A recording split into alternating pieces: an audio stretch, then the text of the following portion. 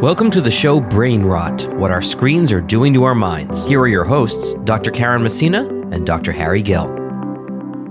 Welcome to our podcast, Brain Rot, What Our Screens and They Are Doing to Our Minds. I'm Dr. Karen Messina.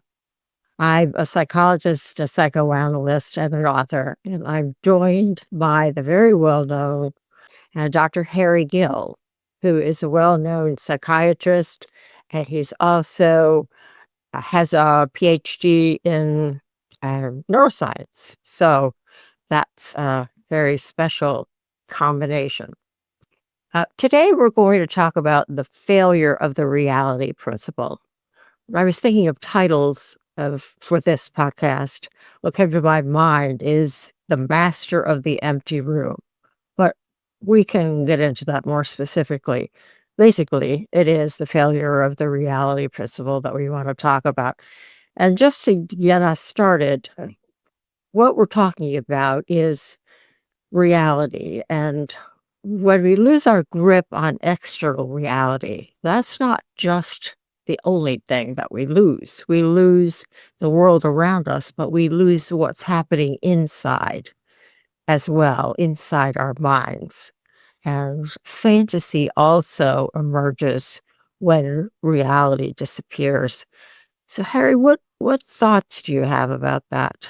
I know you have many. Well, we wanted to talk about this topic because of essentially the reflection of the fractures of reality in the world at large and manifestation of it in our clinical work with clients.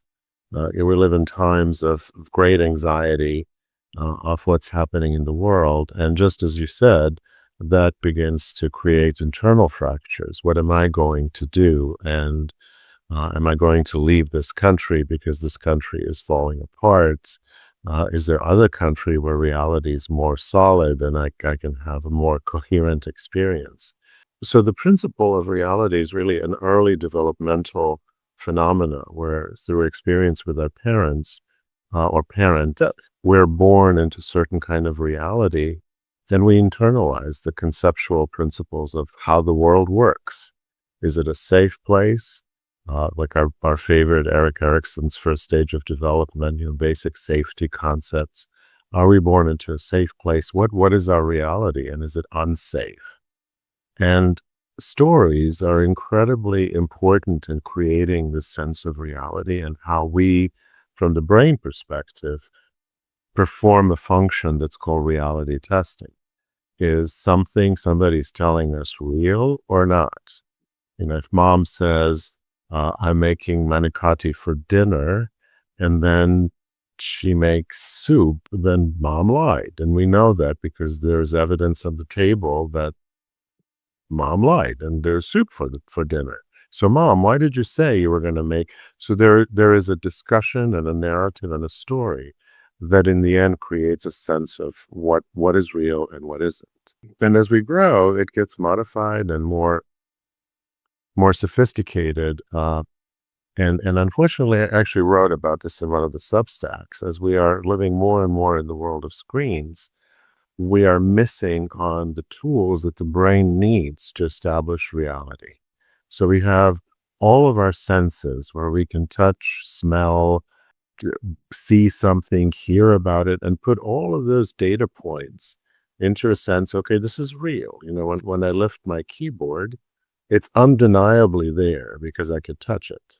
If I see the picture of this keyboard on the screen, I no longer know whether it's real or not. I can assume that it's real. So the ability of reality that is always sort of a malleable concept, the ability of reality to be twisted in the world where not all senses are engaged and we just see things, is becoming incredibly dangerous and incredibly anxiety-provoking for people. In general, as people, we have fewer and fewer data points, and it's becoming more and more unclear whether what we're told, what we're seeing, what we're experiencing is real or not, with some very real, interesting impacts. The phenomena of a president says something This is good. So now we're talking about reality in our current world. Yes. Yeah, I'm going to segue into that. Yes. And the president says something that may or may not be true. And I think there's a general consensus that we no longer can assume that what the president says is actually true. But the real consequences to stock market in particular and people's wealth is Yes. incredibly dramatic. So the reality that is being generated, therefore is not real, has reverberations in actual reality where we all live with consequences within that real reality. I'm going to call it that. So that's kind of where I was going with this topic today. Karen, you have thoughts, I'm sure. Well, I do. I have thoughts that I talk about often, one of which is projective identification of what is happening internally from a psychoanalytic perspective is that one, and I guess in this case we're talking about the president, is projecting aspects of himself he doesn't like, can't tolerate onto, if we're talking about what is he's saying the Iranians have been saying. He says, "Oh, they're negotiating. We're right there. This war is ready to end, in essence, and they're giving me gifts." Now, the Iranians are saying, "Oh, there are no talks going on." No, certainly not. We're not giving gifts. So where is the reality? Where does that lie? And if we say that Donald Trump can't tolerate not winning, not being in a powerful position, hypothetically, he very well could be projecting aspects of himself that he can't tolerate, such as weakness, the inability to win, the inability to be or exonerated, to be the king, so to speak. He's projecting negativity onto the Iranians. And I am not making a statement about them because I'm not an Iranian scholar, but he seems to be projecting onto them qualities he doesn't like within himself. And he's making them look weak, like he's going to be the winner. He's going to be the all-powerful one. And he says we're going to be out of this war very, very soon. They have a different story. So where is the reality? Yeah. So that's a great example of story narrative creating the reality. And then the fractures to the story. I oftentimes say, I lived through a civil war and complete breakdown of a country, and I witnessed it personally. And the power of narratives and stories manufacturing reality leads to very, very severe consequences in the end. So I'm not the one to have political opinions publicly, and I don't have a political opinion publicly, but the distortions of reality have reached a pretty high fever pitch in which, how do we help our patients? And I'll have some thoughts about that. In rearview mirror, we all look at Powell's presentation at United Nations, how Iraq has weapons of mass destruction, and there are videos, and we will probably never know whether they actually believed that reality or it was constructed. But in retrospect, we know it was constructed, and it was very dangerous in the end. And the fact that we're always exposed to stories that from early childhood, our parents tell us stories about their marriages that may or may not be true. They tell us whether we were adopted or not that may or may not be true. The fractures of reality are incredibly dangerous and have severe consequences in anxiety, in depression, sometimes even in psychosis when people completely lose grip on reality. And the processes such as you talk about, projective identification process, is maneuvering of reality to soothe your own internal anxieties and vulnerabilities. And somebody that has, like our president, has clearly a need to be leader that tells other what reality is, irrespective of whether something is real or not, and insist on that reality, is a dangerous situation, because that is somebody that is not able to recognize what reality really is. Because most of the time within that brain, reality is being manufactured. The need for cabinet meeting to begin with a prayer to the leader and gratitude to the leader is not really reality. This is mirroring. This is a highly complex psychological process that needs to be established to soothe somebody's vulnerable sense of self. Yes, you brought up childhood and the internal, we call it objects, but it's the internal people that we keep in our minds from childhood, parents, for example. Now, we do know that Donald Trump was not the chosen one for the Trump family to follow his father. His brother was. But when his brother had difficulties, then he was the second choice. So his father was very hard on him, and he could not please his father. So you could see the pattern here. There are even quotes about his mother saying that she hoped he never got into politics because it would be an absolute disaster. So we have very difficult situations that he was going through as a child. And you can see these things trying to please other people in power, trying to please the father unsuccessfully from a very early age. And that's, one can't just discount that because unless you work those things through. Yeah, I think very much the great Freud's contribution to our field is the concept of repetition compulsion and repeating the same traumatic experience over and over again. And from that perspective, the motivation of needing to create reality that pleases you at all cost, where the reality on the ground is completely ignored, again, is dangerous and forced me to have a thought about this because actual people are dying. It was interesting that in the process of living in communism and disintegration of country, one is really trained to look at negative space, which is what news are missing, what do we not know? Because in the times like this, the reality is forced upon us, and that reality is oftentimes questionable. And again, in the clinical example, it leads to anxiety. Great deal. The fascinating phenomena of seeing well-meaning Americans, both Republican and Democrats, in the clinical setting, have near breakdowns when January 6th was happening, where their notion of what this country is, what it stands for, what it's about, was being fractured. And for them to say in great deal of distress, like, this doesn't happen in the United States. I was reassured them by saying, yes, it does, and it happens everywhere. It just didn't happen to happen here before. But it was the breakdown of the narrative that created, as you said earlier, external reality got fractured, and it created the fracture of internal reality, and then the need to flee from what appears to be a psychotic process in the country and find some reality that'll soothe the internal distress.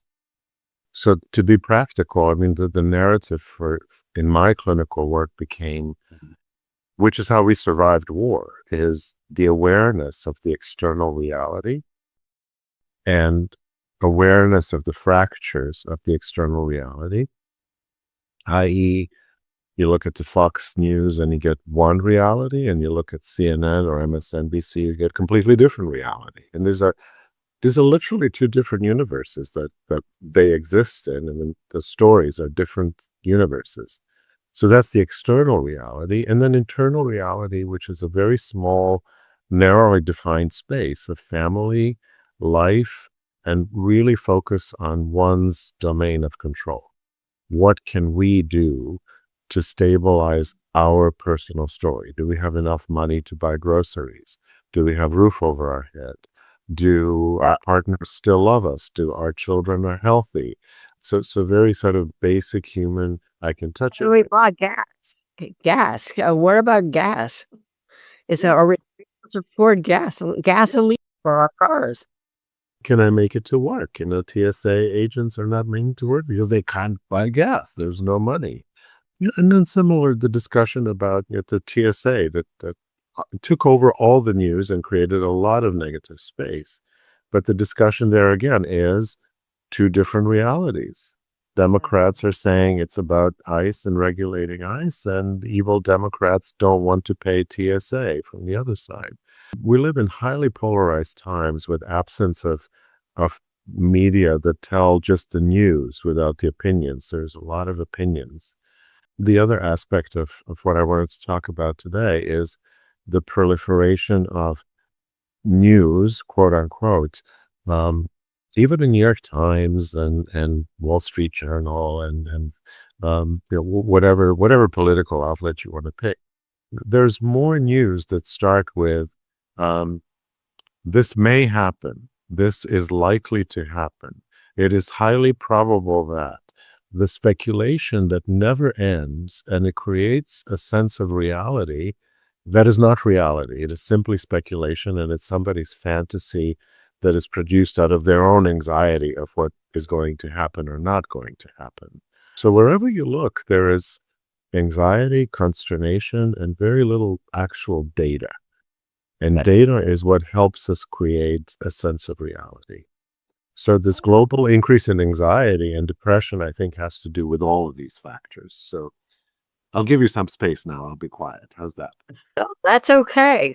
Before we end, I would like to add a bit about AI, and I don't know whether people realize this, but AI is being used to launch some of these drones and rockets. In fact, that's what happened with that terrible situation with the girls' school that was blown up. That was AI directed, and that's extremely unfortunate. People are just chalking it up to, well, I don't know. Some people are horrified by it, and other people are just saying, well, it was an error, and there are always errors in war. But when people make errors, it's one thing. When AI makes an error, it's another thing because we don't have to use AI to launch missiles and drones. Which is another example of zeal to create reality. A zeal to say AI is great. It's going to make our life better. It's going to be fabulous. And look how great it is. Today, the first lady was at some conference, and a robot was parading. It was hard to tell who was the robot, but it's just unfortunate, this pushing of something that is able to generate reality at such a rapid pace, with no connection to actual reality, but make it sound really, really good and compelling. Like almost every Google search that produces results that look compelling and lead to actual consequences. I can't emphasize how frustrating it is as a practicing clinician to witness delays in care when a professional team develops a treatment plan and a parent does a Google search, gets basically a gobbledygook of results that frighten them and out of their fear. Absolutely, because they're looking at their child, and now Google AI has more authority than a team that has dedicated their entire careers in learning how to help people. And we have to compete with something that's been sold as real and factual, when in fact it isn't. It is just hallucinating based on mass amount of data that it cannot attribute weight to. So again, I don't know how many people know this, but the hottest and most expensive competition right now in the world of AI is study of weights. How do they teach AI to weigh a data point? Is this important or is it not important? Because right now in AI, everything is important equally. And so the pain of delay in care, and we can go on for weeks negotiating with parents. We really think your child should get this kind of help. And we live in a very complex world in which we lost trust in authority, sometimes for a good reason, and we could do another podcast on that. Yeah. But we're praying at the altar of technology that's very frail, but it's been sold as as real and excellent, and it's going to really help our lives. Well, to add to that, another thing that AI does is hallucinates. And that fundamentally means it makes things up. So, with regard to the missile strikes and with regard specifically to the school incident, when it was asked why that happened, it said something like, I don't know. It just makes things up. So, anytime anybody uses AI for anything, it has to be double checked, probably triple checked, because it does make things up. The last thing I would like to say, and then you can have the last word, is that one thing that's operating here is an omnipotent fantasy. And usually, when people feel or have a fear of a narcissistic injury, they can easily make up a grandiose fantasy to make sure that their injured narcissistic internal world is not shattered. And I think that may have been what is happening here. Yes, the Iranians are coming to the table with a deal. They really want to end this quickly, and they're giving me gifts. That is an omniscient fantasy from an analytic perspective. Last word, Harry. I can't top that, Karen. I think that is the last word. Thank Oh. you. Okay, until next time. Keep brain rot and what happens when there's too much screen time in AI in mind. Okay, bye-bye for now. Bye-bye.